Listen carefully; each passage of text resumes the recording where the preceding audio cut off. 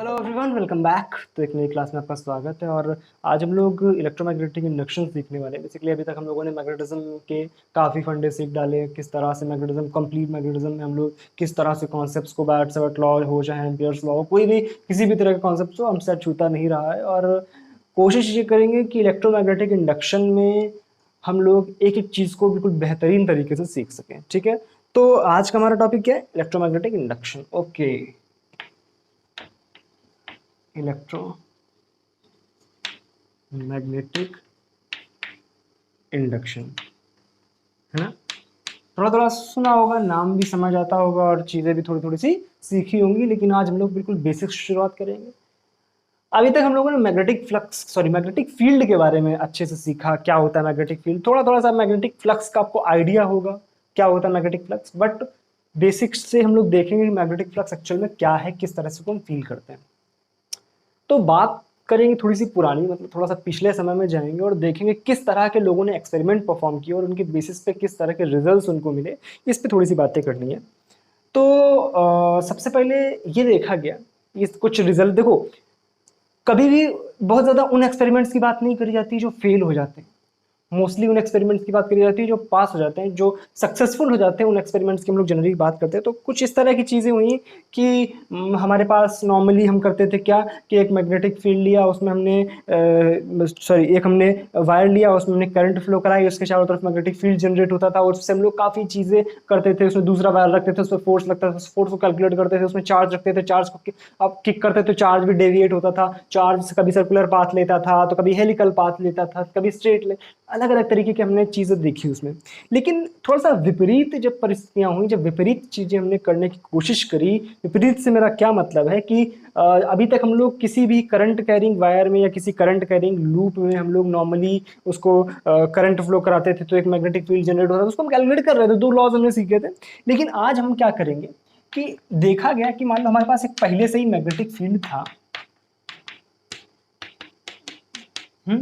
और उसमें हमने एक लूप रखा, उसमें हमने एक लूप रखा। और इस तो नॉर्मली देखा क्या, जब हमने इसमें मैग्नेटिक फील्ड था, मान लो बी था, ठीक है, और ये लूप वूप हमने कुछ ऐसे करके रख दिया, तो हमने देखा क्या कि कुछ खास फर्क पड़ा नहीं, उसमें जैसे रखा था वैसे रखा था। लेकिन वास्तविकता में हमने किया क्या, इस मैग्नेटिक फील्ड की वैल्यू को हमने चेंज किया, इस मैग्नेटिक फील्ड की वैल्यू को हमने चेंज किया, इस मैग्नेटिक फील्ड की वैल्यू को हमने चेंज किया। बेसिकली चेंज करने से तात्पर्य क्या है मेरा, शुरुआत में क्या किया गया कि इस मैग्नेटिक फील्ड को सडनली ऑन किया गया और सडनली ऑफ किया गया। तो ये देखा गया कि जिस इंस्टेंट पे मैग्नेटिक फील्ड ऑन हुआ है और जिस इंस्टेंट पे मैग्नेटिक फील्ड ऑफ हुआ है, उस पर्टिकुलर इंस्टेंट पे इसमें एक स्मॉल करंट फ्लो करी।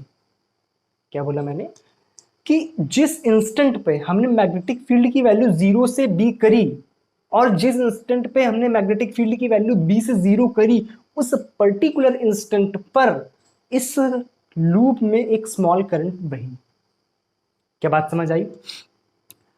इसका मतलब कुछ तो ऐसा हुआ कि यहाँ पे ये देखा गया कि अच्छा मैग्नेटिक फील्ड ऑन ऑफ करने पर ये करंट फ्लो करी। तो बेसिकली हुआ क्या, वास्तविकता में वो 0 से बी तक चेंज हुई मैग्नेटिक फील्ड। तो मतलब चेंजिंग मैग्नेटिक फील्ड जो था, इसमें करंट को जनरेट कर रहा था। तो ये देखा गया अच्छा, तो मतलब अगर मैग्नेटिक फील्ड चेंज करेंगे, मैग्नेटिक फील्ड की वैल्यू को बदलेंगे, तो इसका मतलब है करंट फ्लो करती है। ये हमने सीख लिया, यहाँ से कॉन्सेप्ट निकल आया हमारे पास कि मैग्नेटिक फील्ड की वैल्यू को चेंज कर रही है तो वहां से करंट फ्लो कर रही है, तो वहां से करंट फ्लोज। दूसरा काम हमने क्या किया, दूसरा काम हमने ये करके देखा, हमने कहा अच्छा मैग्नेटिक फील्ड चेंज करने पर तो हो रहा क्या, लूप में कुछ परिवर्तन करें तो कुछ होगा। मतलब हमने क्या किया कि मैग्नेटिक फील्ड में इसमें करंट फ्लो करी थी। जब हमने देखो एक चीज और, जब हमने मैग्नेटिक फील्ड की वैल्यू 0 से बी करी और जब बी से 0 करी, तो जो करंट फ्लो करी उनकी डायरेक्शन अपोजिट थी। मान लो हमने यहाँ से 0 से, ये जो केस यहाँ पर दिखाएंगे वो 0 से बी का था। क्या चीज 0 से बी, मतलब मैग्नेटिक फील्ड की वैल्यू ने बढ़ा दी। और अगर मैग्नेटिक फील्ड की वैल्यू बढ़ी है तो इसमें करंट जो है वो इस डायरेक्शन में फ्लो करा। क्यों करा अभी बताते हैं, ठीक है? अब इतना समझ लो, करंट फ्लो करा, कुछ फ्लो करा करंट। अच्छा ओके, अब क्या हुआ, हमने क्या किया, इस लूप की, ये जो लूप था, इस लूप की रेडियस को ऐसे करके कम कर दिया। ठीक है। या समझ लो कि हमारे पास वो आपने देखा होगा कि इस तरह की स्ट्रिप टाइप में होती है, इसमें एक फंसा होता है, और ऐसे करके आप उसको खींचोगे तो उसकी जो एरिया होता है वो छोटा जाता है। तो समझ लो वही किया हमने इसमें। इसका हमने क्या किया, एरिया चेंज किया। क्या चेंज किया, एरिया चेंज किया। और जब हमने इसका एरिया चेंज किया, मान लो हमने इसका एरिया छोटा किया, एरिया चेंज हमने क्या किया, छोटा किया, स्मॉल किया एरिया, ठीक है। हमने देखा कि यार जैसे हमने इसमें एरिया इसका स्मॉल किया, वैसे ही इसमें क्या हुआ कि फिर से करंट फ्लो करी, फिर से इसमें एक करंट फ्लो करी। अब क्या हुआ, बात समझना मेरी ध्यान से, कि फिर से किसने करंट फ्लो करी। ओके ओके, अच्छा इसमें भी किसी डायरेक्शन, पर्टिकुलर डायरेक्शन में फ्लो करी, तो वास्तविकता में क्या हुआ कि ये भी इसी डायरेक्शन में फ्लो करी। ठीक है, चलो डायरेक्शन क्या अभी तो मैंने नहीं, तो इतना मतलब है कि अच्छा करंट फ्लो कर रही है। इसके बाद हमने क्या किया, इसके बाद हमने क्या किया कि इस लूप को, अब ना हमने मैग्नेटिक फील्ड की वैल्यू चेंज करी, इसको भी फिक्स कर दिया, ये भी फिक्स कर दिया, इसका एरिया भी फिक्स कर दिया। लेकिन हमने किया क्या कि इसको घुमा डाला, इसको घुमा डाला। घुमा डालने से मतलब क्या है कि हमने इसको दो तरीके से घुमा सकते हैं। एक इस तरह से, मतलब जैसे मान लो ये कड़ा भी उतरेगा नहीं, मैंने समझाता मैं, मतलब जैसे एक इस तरह से घूम सकता है और एक इस तरह से घूम सकता है, मतलब समझ रहे हो, इस तरह से। तो एक तरीका है इसकी एक्सिस पर घुमाओ, एक तरीका है इसको इसकी परपेंडिकुलर, यहाँ पे एक एक्सिस खींचो, उसके पर अबाउट इस तरह से घुमाओ। तो हमने देखा कि जब नॉर्मली इसको इस तरह से घुमाया गया, ऐसे करके चक्के की तरह घुमाया गया, तो इसमें कोई करंट फ्लो नहीं करी, तो इसमें करंट नहीं फ्लो करी। लेकिन जब इसको इस एक्सिस के अबाउट घुमाया गया, इस एक्सिस के अबाउट घुमाया गया, तो इसमें करंट फ्लो करी, तो इसमें करंट फ्लो करी। अच्छा भाई, तो कुछ यहां से निष्कर्ष क्या निकले कि कुछ क्वांटिटीज इस तरह की हैं जिनको चेंज करने पर जिनको चेंज करने पर एक करंट कैरिंग लूप में करंट फ्लो, अभी करंट कैरिंग नहीं, एक लूप में करंट फ्लो कर जाती है।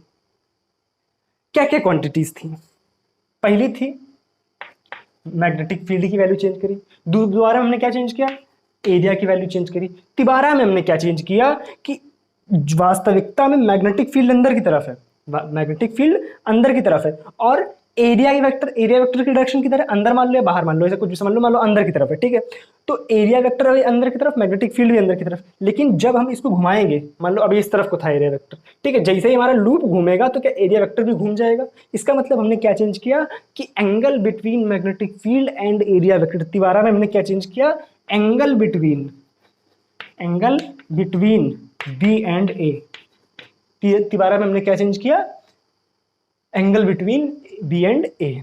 हमने मैग्नेटिक फील्ड और एरिया वेक्टर के बीच का एंगल चेंज किया। तो हमने बोला कि यार अच्छा, इतना इंतजाम करने से अच्छा है कि इन तीनों को आपस में मिला दो, बी को, ए को, और इनके बीच के एंगल को, उसको हमने फाई से डिनोट किया, इसको हमने फाई से डिनोट किया। तो हमने कहा इन तीनों को आपस में मिलाकर एक क्वांटिटी बना दो और बोल दो कि अच्छा ये क्वांटिटी अगर चेंज हो रही है, इसका मतलब मैग्नेटिक फ्लक्स, सॉरी, इसका मतलब करंट फ्लो कर रही है। तो इन तीनों क्वांटिटीज को मिला करके हमने क्या बना दिया, मैग्नेटिक फ्लक्स, ठीक है।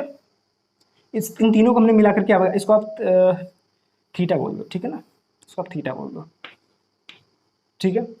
तो इन तीनों को मिलाकर के हमने क्या बना दिया, मैग्नेटिक फ्लक्स। और उसको दिखाता, अगर मैं यहाँ पे फाई दिखाता तो फिर कंफ्यूजन होता है, क्योंकि फाई बी से मैग्नेटिक फ्लक्स को भी दिखाते हैं। तो ये क्या है, मैग्नेटिक फ्लक्स, ये क्या है, फ्लक्स। फ्लक्स बराबर बी ए, बी चेंज हो, ए चेंज हो, या एंगल चेंज हो, कॉस थीटा। इसका बेसिकली इसका साइन कंपोनेंट चेंज होगा तो कोई फर्क नहीं पड़ेगा, लेकिन कॉस कंपोनेंट चेंज होगा कि बी और ए के बीच का जो एंगल लेंगे हम, तो बी का ए या ए का बी की तरफ जो कंपोनेंट होगा, तो एंगल के साथ वाला कंपोनेंट क्या होता है, कॉस, ना कि साइन, साइन वाला अपोजिट कंपोनेंट हो जाएगा, ठीक है ना। इस तरह से कॉस कंपोनेंट यहाँ पर ले रहे हैं। इसका मतलब ये है कि अगर हम बी चेंज करें, ए चेंज करें, या उनके बीच का एंगल चेंज करें तो करंट फ्लो करती है। इसका मतलब क्या है, फ्लक्स चेंज करें तो करंट फ्लो करती है। यहाँ से हमें क्या रिजल्ट मिला कि अगर हम टोटल रिजल्ट हमारे पास क्या, फ्लक्स को चेंज करेंगे, क्या चेंज करेंगे, फ्लक्स को चेंज करेंगे, तो वहां से हमारे पास क्या रिजल्ट आएगा कि करंट जो है वो फ्लो करती है, करंट जो है वो फ्लो करती है, करंट जो है वो फ्लो करती है। क्या यहां तक बात समझ आई कि यहां तक कोई कंफ्यूजन है? 100%। मतलब क्या है, अगर हम बी की वैल्यू चेंज करेंगे, अगर हम ए की वैल्यू चेंज करेंगे या उनके बीच के एंगल को चेंज करेंगे तो करंट फ्लो करती है। तो इन तीनों क्वांटिटीज को हमने आपस में मिला करके क्या कर दिया कि हम टोटल बोल सकते हैं कि अगर मैग्नेटिक फ्लक्स की वैल्यू चेंज होती है दैट मीन्स उसमें करंट फ्लो करेगी, दैट मीन्स उसमें करंट फ्लो करेगी। क्या यहां तक बातें क्लियर है? क्या यहां तक बातें क्लियर है? अच्छा भाई, तो एक करंट फ्लो करेगी, करंट फ्लो करने से हमारे दिमाग में आता है अच्छा करंट है, करंट है, करंट है, तो करंट के लिए दो चीजें चाहिए। पहली चीज, कितनी करंट फ्लो कर रही है, हमने अगर बी ए या उनके बीच का एंगल चेंज किया तो कितनी करंट फ्लो करेगी, how much current, English how much current. ठीक है, ऐसा नहीं लगता जब हाउ मच बोलो तो एकदम ऐसा लगता है कि एकदम ओ नहीं, छोड़ो, समझ जाओ। ठीक है, तो कितनी करंट फ्लो करेगी, और दूसरी चीज कि किस डायरेक्शन में करंट फ्लो करेगी, कि कहीं पर मैं क्लॉकवाइज दिखा सकता हूं या एंटी क्लॉकवाइज दिखा सकता हूं, किस डायरेक्शन में फ्लो करेगी ये भी तो मैटर करेगा ना। तो इसके लिए दो लॉज हैं, ठीक है, इन लॉज को बोलते हैं फैराडेज लॉ, है ना। दोनों जो लॉज हैं फैराडेज लॉ है, लेकिन बेसिकली जो दूसरा वाला लॉ है वो लेंज लॉ बोला जाता है उसको, है वो एक्चुअल में फैराडे लॉज भी बोल सकते हैं उसको, लेंज लॉ एक्चुअली में उसका जो ओरिजिनल नेम है that is Lenz law.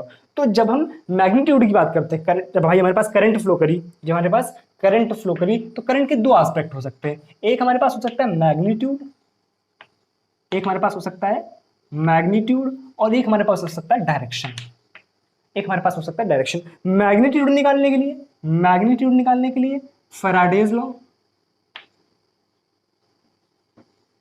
Faraday's first law, ठीक है, और डायरेक्शन निकालने के लिए फैराडेज सेकेंड लॉ, या इसी को बोलते हैं लेंज लॉ। क्या बोलते हैं? Lenz law. तो अब हमारा क्या सीखने का मेन मकसद है, फैराडेज लॉ क्या था, किस तरह से हम लोग उसका मैग्नीट्यूड निकाल रहे थे और किस तरह से हम लोग उसकी डायरेक्शन निकाल रहे थे, इन दोनों बातों को अब समझेंगे। तो अब थोड़ी सी भाषा अपने आप से लिख लो, थोड़ी सी लैंग्वेज अगर 4-5 लाइनें इसमें लिखोगे आपको फील आएगा थोड़ा थोड़ा सा, ठीक है, उतारो इसको। तो दो एस्पेक्ट हमने देखे, एक डायरेक्शन किस तरह से निकाल लिया और एक मैग्नीट्यूड किस तरह से करना है। अब इनको डिटेल में समझते हैं। First of all Faraday's first law को समझते हैं, किस तरह से हम लोग जो करंट आएगी उसके मैग्नीट्यूड तक पहुंचेंगे, मतलब उसके मैग्नीट्यूड तक पहुंचना भी अपने आप में एक प्रोसेस है, ठीक है। तो Faraday's first law,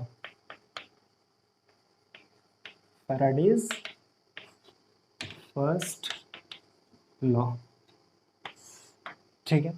Faraday's first law क्या बोलता है? फैराडेज फर्स्ट लॉ बोलता है कि अगर किसी भी लूप की बात करें, अगर कोई लूप मैग्नेटिक फील्ड में रखा है तो उसका फ्लक्स अगर चेंज हो रहा है तो उसमें एक इंड्यूस्ड ईएमएफ जनरेट होता है। क्या जनरेट होता है? अगर हमारे पास, फैराडेज फर्स्ट लॉ क्या बोलता है, इसके स्टेटमेंट क्या है कि अगर फ्लक्स, मैग्नेटिक फ्लक्स अगर चेंज होता है किसी भी लूप के लिए, किसी भी लूप के लिए अगर मैग्नेटिक फ्लक्स चेंज होता है तो उस लूप में एक इंड्यूस्ड ईएमएफ जनरेट हो जाता है, एक इंड्यूस्ड ईएमएफ जनरेट हो जाता है। ईएमएफ क्या है? ईएमएफ आपने मतलब अभी तक मैंने तो नहीं, एक तरह से अभी तक वो उधर हम लोग इलेक्ट्रोस्टैटिक में उस टॉपिक नहीं पूछे, लेकिन मैं थोड़ा सा फील देता हूँ ईएमएफ क्या है। EMF is kind of potential difference. EMF क्या है? एक तरह का पोटेंशियल डिफरेंस है जो दो एंड्स के बीच में कहीं पर भी जनरेट होता है, उसको बोलते हैं ईएमएफ, ठीक है ना। तो बेसिकली इसका फुल फॉर्म होता है इलेक्ट्रोमोटिव फोर्स, ठीक है।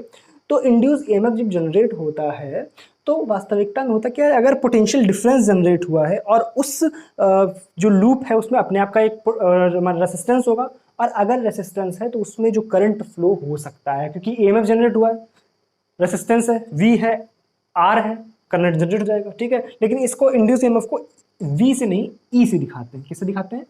ई से दिखाते हैं। तो इंड्यूस ईएमएफ जो जनरेट होगा इस वजह से उस लूप में एक इंड्यूस्ड करंट जनरेट होगी, इंड्यूस्ड करंट जनरेट होगी।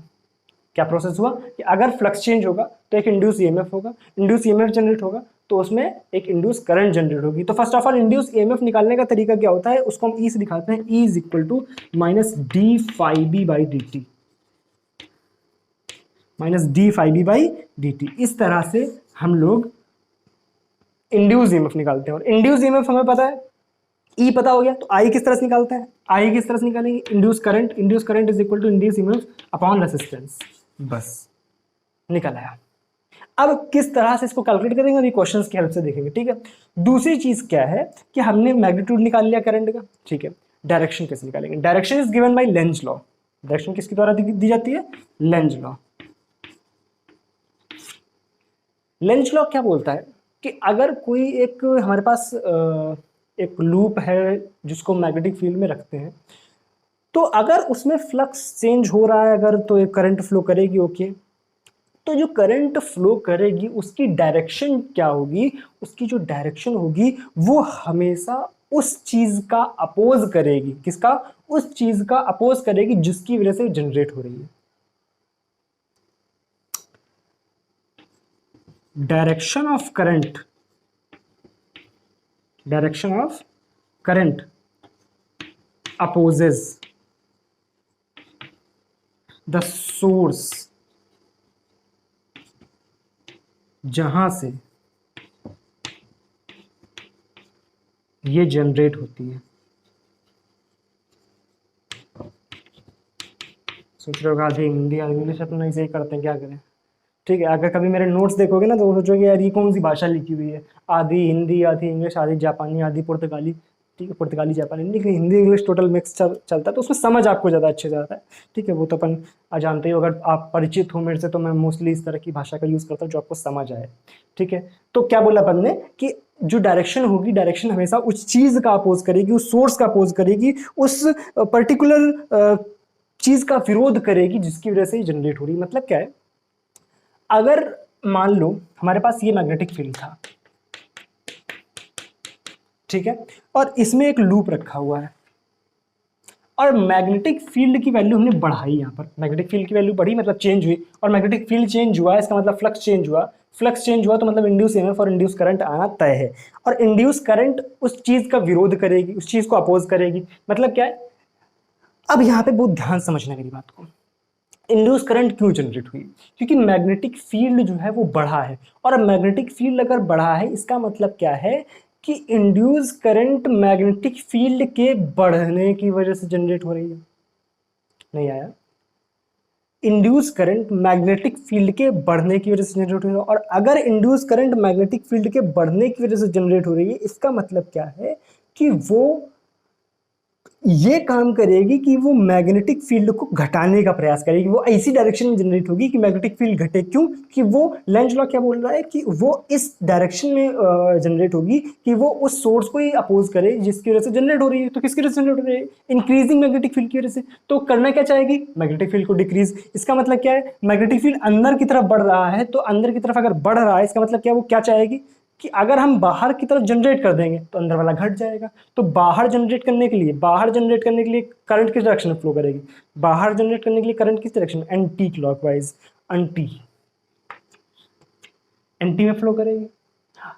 इसका मतलब क्या है कि हम ये बात तो समझ गए कि अगर करंट जो जनरेट हो रही है वो उस डायरेक्शन में जनरेट होगी। अगर मैग्नेटिक फील्ड अंदर की तरफ बढ़ रहा है इसका मतलब बाहर की तरफ। अच्छा सोचो, यहीं पर मैं बोल देता, क्या बोल देता कि ये मैग्नेटिक फील्ड था, ठीक है, ये लूप रखा हुआ है, और मैग्नेटिक फील्ड की वैल्यू अंदर की तरफ, मैग्नेटिक फील्ड की वैल्यू अंदर की तरफ घट रही है। अच्छा, अंदर की तरफ घट रही है, इसका मतलब क्या है? अब क्या किया जाएगा? अब अगर वो घट रही, घटते हुए मैग्नेटिक फील्ड की वजह से करंट जनरेट हो रही है, तो करंट क्या चाहेगी कि मैग्नेटिक फील्ड को बढ़ा दे। बढ़ाने के लिए क्या मतलब, क्या सेम डायरेक्शन में वो जब जनरेट करेगी? सेम डायरेक्शन में मतलब क्या अंदर की तरफ ही वो मैग्नेटिक फील्ड को जनरेट करना चाहेगी जो करंट इंड्यूस्ड होगी, ठीक है। तो इंड्यूस करंट अगर अंदर की तरफ मैग्नेटिक फील्ड जनरेट करना चाहेगी तो किस डायरेक्शन फ्लो करेगी? क्लॉकवाइज। अंदर की तरफ मतलब क्लॉकवाइज। ये बातें समझ आती है? डायरेक्शन समझ आ रही है? क्लॉकवाइज।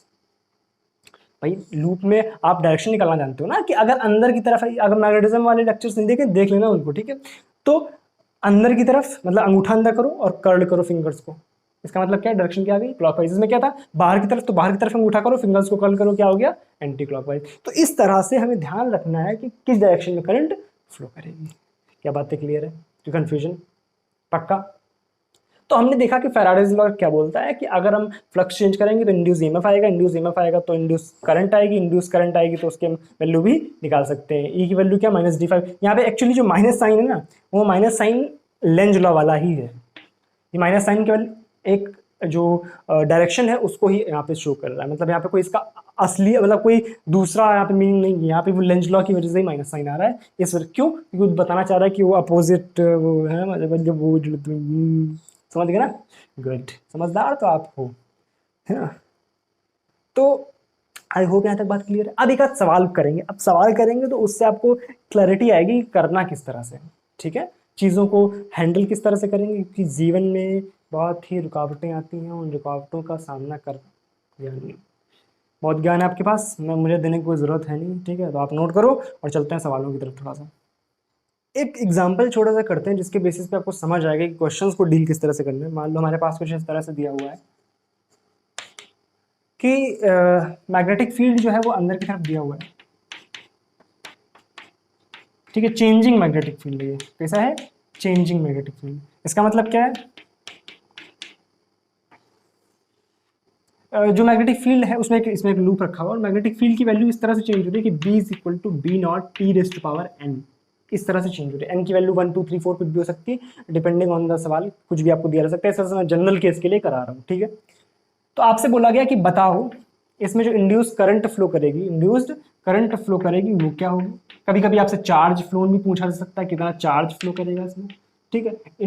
उसमें जो इंड्यूस ईएमएफ होगा वो भी पूछा जा सकता है। सारे सवाल इस पर जितने बन सकते हैं वो सारे कर लेते हैं, ठीक है? तो फर्स्ट ऑफ ऑल अगर मैग्नेटिक इसका आपको रेडियस दे दी गई, इसकी मैग्नेटिक फील्ड पता है, रेडियस मान लो, इसकी रेडियस जो है that is small, that is capital R, ठीक है? अगर रेडियस कैपिटल आर है, इसमें फ्लक्स हम लिखेंगे magnetic flux phi B is equal to B, B की वैल्यू कितनी? B naught T raise to power N, ठीक है? इनटू इसका area B A into cos theta होता है, तो बी ए की वैल्यू क्या है? पाई आर स्क्वायर, और कॉस थीटा की वैल्यू कॉस जीरो, इसका मतलब 1। जीरो क्यों? कि जिस डायरेक्शन में हमारे पास मैग्नेटिक फील्ड है उसी डायरेक्शन में इसका एरिया है, मतलब अंदर की तरफ दोनों है, बाहर भी मान सकते हो, कोई फर्क नहीं पड़ेगा, ठीक है? ओके, ये आ गया। अब हमें क्या करना है? इंड्यूस ईएमएफ निकालना है। ई क्या होता है? Minus D phi B by D T, मतलब क्या है? इसको डिफ्रेंशिएट करो तो टी के रेस्पेक्ट में क्या आ जाएगा?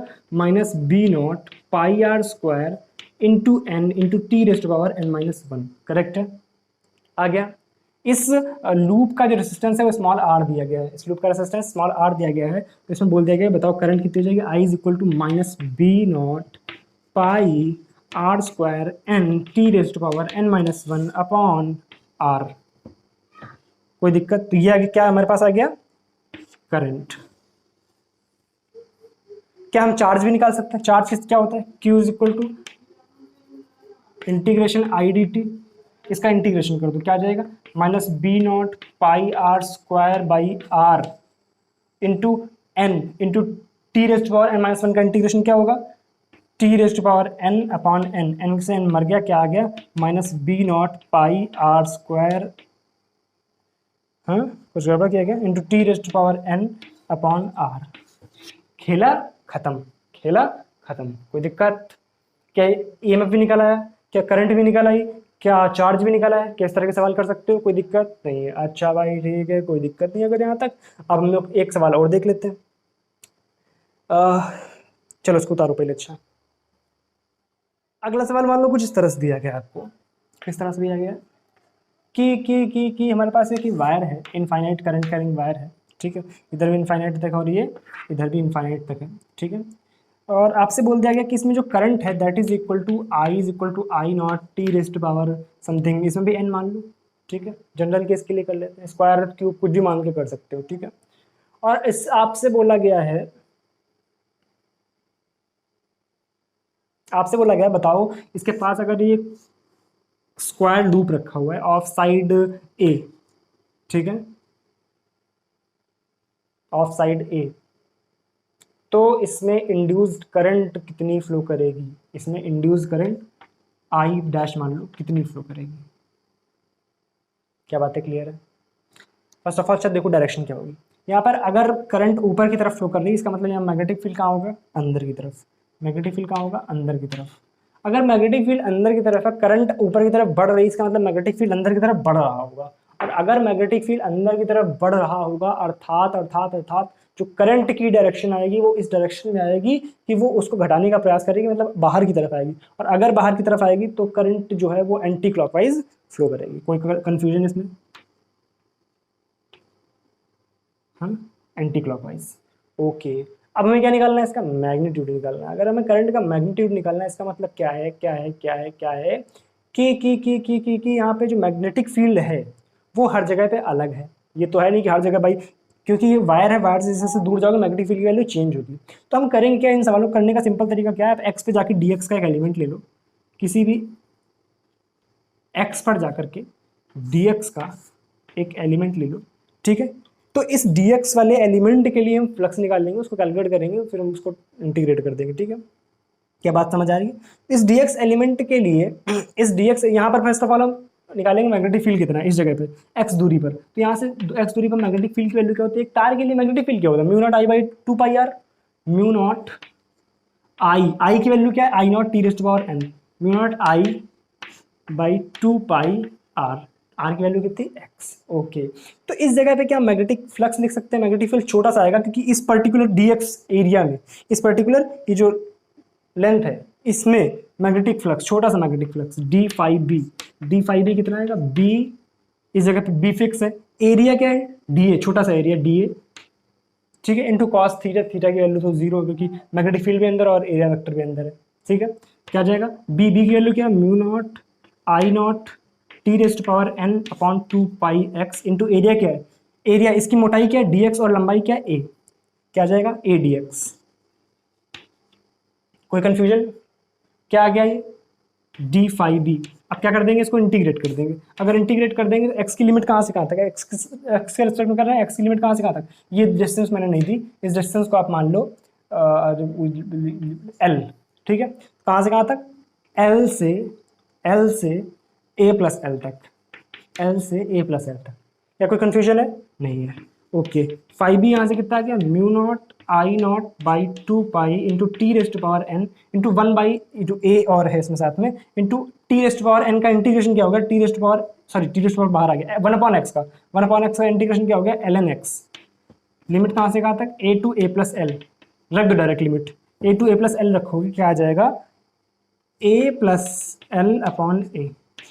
इसमें कोई दिक्कत, ये आ गया हमारे पास मैग्नेटिक फ्लक्स। अब क्या करना है हमको, इंड्यूस ईएमएफ निकालना है। इंड्यूस ईएमएफ निकालने के लिए क्या करेंगे, E is equal to minus D phi B by D T, minus D phi B by D T, इसको टी के रेस्पेक्ट में डिफरेंशिएट करेंगे, क्या आ जाएगा, E is equal to minus mu not I naught A upon 2 pi into L N A plus L upon A into T raised to power N का differentiation क्या हो जाएगा, N into T raised to power N minus 1।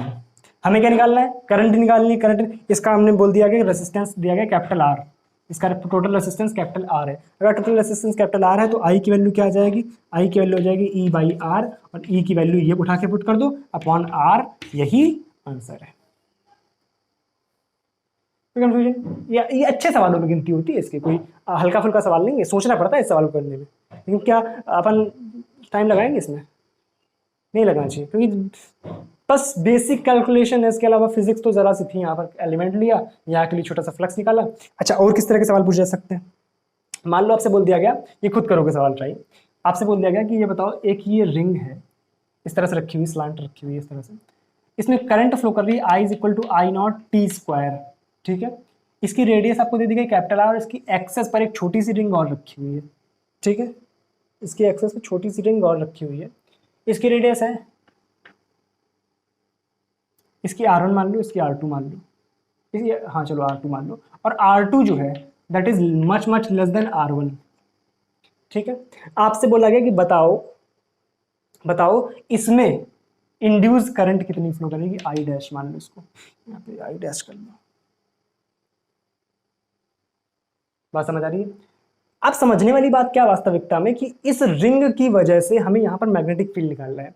अच्छा, एक बात और, वास्तविकता में प्रॉब्लम क्या है कि इस रिंग की वजह से उसकी एक्सेस पर, इस पॉइंट पर हमने क्या किया है कि एक्सेस के पर्टिकुलर पॉइंट पर तुम निकाल सकते हैं क्या होता है रिंग के एक्सेस पर पर्टिकुलर पॉइंट पर मैग्नेटिक फील्ड। यहाँ पे बी की वैल्यू क्या आती है, बी की वैल्यू आती है म्यू नॉट आई इंटू, ये डिस्टेंस अगर एक्स है तो X upon 2 into R square plus X square power 3/2, इस तरह का कुछ आता है शायद, या यहाँ पर कुछ अलग होता है, आर कंफर्म नहीं, इसको चेक कर लेना एक बार। यहाँ पे ऐसे कुछ मैग्नेटिक फील्ड आता है ना, मुझे एग्जैक्ट एक्सप्रेशन अभी याद नहीं आ रहा है क्या था, ठीक है, इसको चेक कर लेना।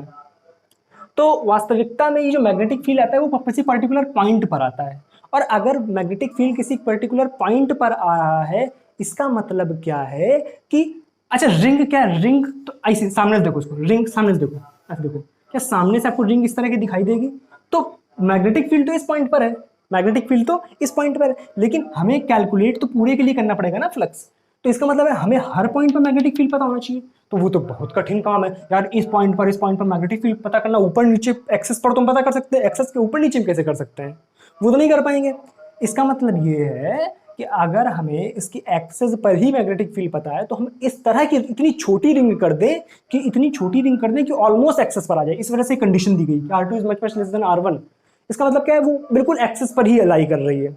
ठीक है, क्या बात है, क्लियर है? बात क्लियर, कोई दिक्कत? पक्का?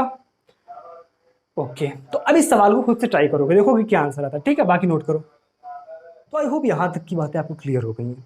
अब हमने अभी तक क्या किया, मैग्नेटिक फील्ड को अलग अलग तरीके से वैरी करा के देखा, किस किस तरह से वैरी कर सकता है, और उसके बेसिस पे हमने मैग्नेटिक फ्लक्स कैलकुलेट किया, इंड्यूस ईएमएफ कैलकुलेट किया, इंड्यूस करंट कैलकुलेट करी। लेकिन अब हम क्या करेंगे, कि दूसरा पैरामीटर यानी कि एरिया चेंज करा करके देखते हैं। इस तरह के भी तो सवाल बन सकते हैं जहां पर एरिया चेंज हो। तो मान लो आपसे बोल दिया गया कि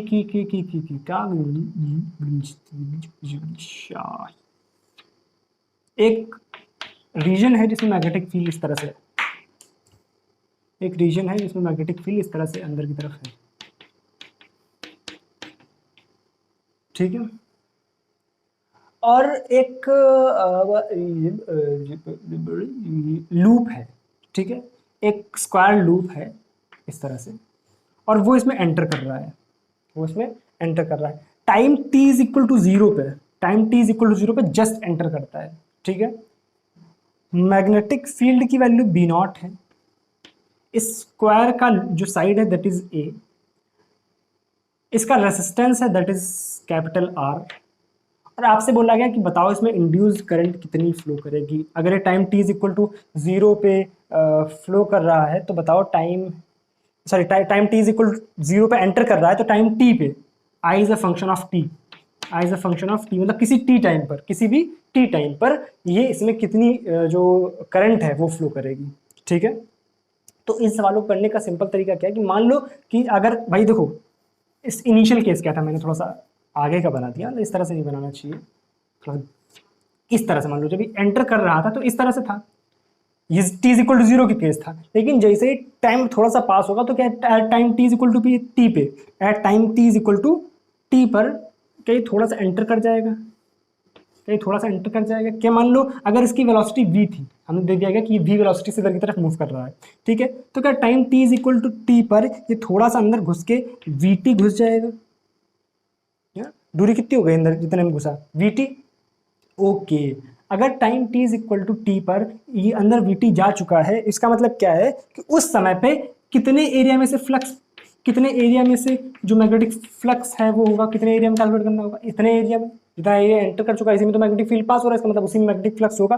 कितना होगा magnetic flux, phi B is equal to कितना आ जाएगा, देखो बी मैग्नेटिक फील्ड की वैल्यू कितनी, बी नॉट इंटू एरिया कितना आ गया अंदर, इसकी साइड कितनी, ये वाली ए है और ये वाली कितनी, वी टी, तो ए वी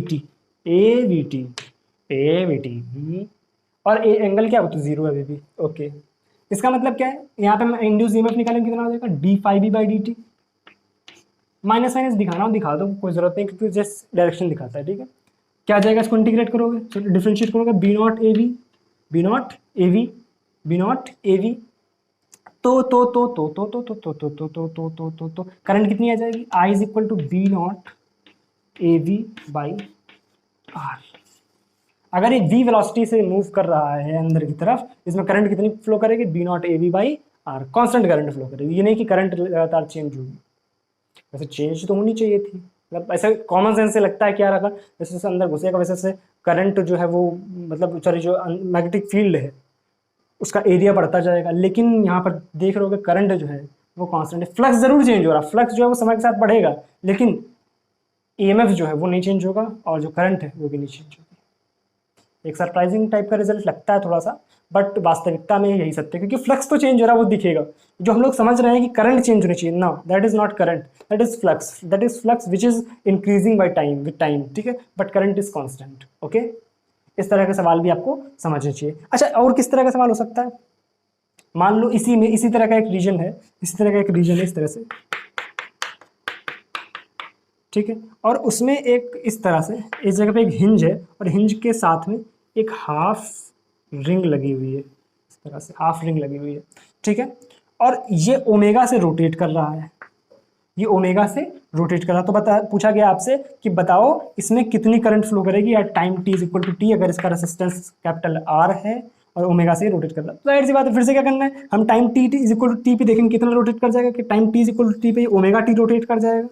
अब किस तरह का हो गया, इस तरह का हो गया, ठीक है, कितना एंगल घूम गया, ओमेगा टी। अगर ये ओमेगा टी घूम गया है, इसका मतलब अब ये कितना रीजन कवर कर रहा है, ये रीजन कितना कवर कर रहा है, ये flux phi B is equal to B naught, मान लो कांस्टेंट था मैग्नेटिक फील्ड बी नॉट, ठीक है, इनटू एरिया, इस आर्क का एरिया, इस आर्क का एरिया, आर्क का एरिया किस तरह से निकालोगे, एक पूरी रिंग का एरिया कितना होता है, एक पूरी रिंग का एरिया कितना होता है, पाई आर स्क्वायर, है ना, पाई आर स्क्वायर। यहाँ पे आर इसकी रेडियस जो भी आपको लेनी है, इसकी रेडियस आप ले लो स्मॉल आर, ठीक है, तो ठीक है, तो क्या होगा, pi R square small R, pi R small R square, ठीक है। तो हमें आर का निकालना है, तो आर का निकालने के लिए इसको पूरे से डिवाइड करेंगे, कितने से, 2 पाई से, इंटू मल्टीप्लाई कितने करेंगे, जितना एंगल है हमारे पास ओमेगा टी, ठीक है, तो क्या आ गया हमारे पास 1/2 1/2 1/2 into R square omega T, R square omega T. क्या हमारे पास फ्लक्स आ गया, फ्लक्स आ गया, डिफ्रेंशिएट कर सकते हो, डिफ्रेंशिएट कर सकते हो फिर से इस तरह से, क्या फिर से करंट निकाल सकते हो, बिल्कुल निकाल सकते हैं, कोई इसमें रॉकेट साइंस नहीं बची है। तो हमने क्या देख लिया, हमने देख लिया कि हम जब मैग्नेटिक फील्ड या एरिया ये सारी चीज़ें चेंज करते हैं तो किस तरह से वहाँ पे इंड्यूस ईएमएफ जनरेट होता है, किस तरह से इंड्यूस करंट जनरेट होती है, किस तरह से उसको कैलकुलेट करते हैं with the help of Faraday's law, ठीक है, उसकी डायरेक्शन किस तरह से निकालते हैं with the help of Lenz law, ठीक है। यहाँ पे डायरेक्शन निकालने के लिए होमवर्क, होमवर्क, इसकी डायरेक्शन देखो किस तरफ आ रही है, अब सब सारे सवाल मैं ही थोड़ी करूँगा, इसमें देखो डायरेक्शन किस तरफ आ रही है, जब अंदर की तरफ घुस रहा है तो उसमें डायरेक्शन किस तरफ आएगी, ठीक है।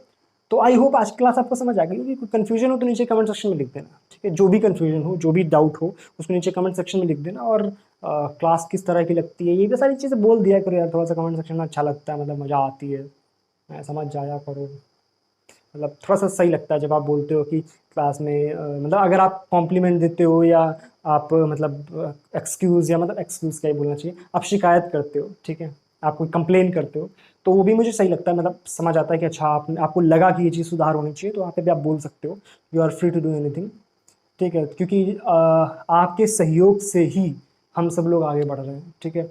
मैं यहाँ पे आपके लिए ही मेहनत कर रहा हूँ, तो आपका इतना तो कर्तव्य बनता ही है कि थोड़ा सा मेहनत आप भी कर सकते हो, मतलब आप निकालो गलती कहाँ पर हो सकती है, मतलब गलतियाँ क्या, अब ये मत बोलो कि जैसे एकदम से ये यहाँ पे आर को छोटा क्यों बनाया है, बड़ा बनाना चाहिए, मतलब ये चीज़ नहीं, ठीक है, मतलब जो भी आपको लग रहा हो मिस्टेक, क्या कोई दिक्कत आ रही है वीडियो क्वालिटी, ऑडियो क्वालिटी, या कहीं पर कोई चीज़ें मिस्टेक हो रही है, हाँ थोड़ी बहुत मिस्टेक हो सकता है, जैसे कोई चीज़ है मुझे अभी ध्यान नहीं आ रही तो मैंने आपसे बोल दिया इसको चेक कर लेना, ठीक है ना, अर्जेंट में हो कोई कई चीज़ें हो सकता है दिमाग में नहीं आ रही, फॉर्मूला कोई है दिमाग में भी नहीं आ रहा, मैंने बोला आपसे चेक कर लो, ठीक है, तो वो मिस्टेक नहीं, वो तो मैं बस दिमाग से निकल जाने का खेल है, वो आप खुद समझ सकते हो, ठीक है। तो चलो बताना जैसा भी हो, ठीक है, कोई प्रॉब्लम बताना, ठीक है, वरना वीडियो को लाइक जरूर कर देना, चैनल को मन हो तो सब्सक्राइब कर देना, ठीक है, कंटेंट अच्छा लगता है बाकी आप देख लो जा करके, अगर कंटेंट अच्छा लगता है तो सब्सक्राइब करो, नहीं अच्छा लगता है तो क्या ही करना है, ठीक है, फिर बेवजह एक चैनल को सब्सक्राइब थोड़ी करके रखना है, अगर आपका यूजफुल हो तो सब्सक्राइब करो, वरना कोई जरूरत नहीं है, ठीक है। चलो मिलेगा अगली वीडियो में, तब तक के लिए thank you so much, bye bye.